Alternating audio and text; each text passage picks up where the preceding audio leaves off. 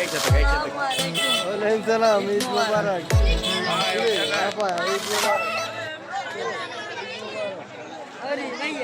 কিরে, কি অবস্থা? ঈদ মোবারক, ঈদ মোবারক বলো।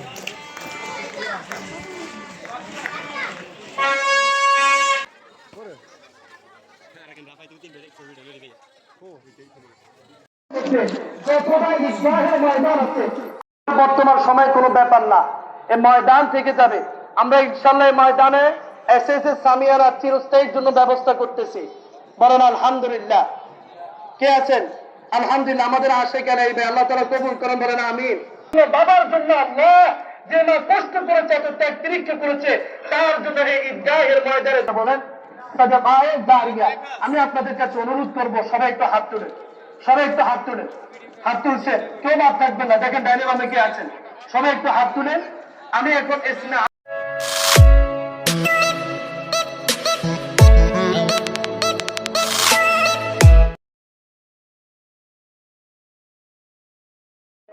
একটু অপেক্ষা করেন, আমাকে একটু সময় দেন।